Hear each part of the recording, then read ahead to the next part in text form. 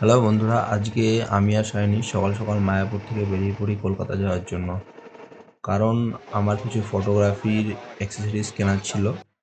তো আর সায়নীরও কিছু মেকআপের জিনিস কেনার ছিল, বাট আনফর্চুনেটলি সেটা আজকে হয়ে উঠলো না। কারণ আমার যে ফটোগ্রাফি অ্যাক্সেসরিজগুলো ছিল সেগুলো খুব হেভি আইটেম ছিল।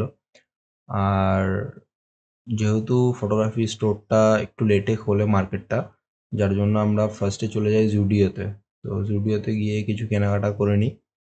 আর সেখান থেকে বেরিয়ে তারপর আমরা চলে যাই ক্যামেরার যে মার্কেট আমাদের মেট্রো গলি সেখানে।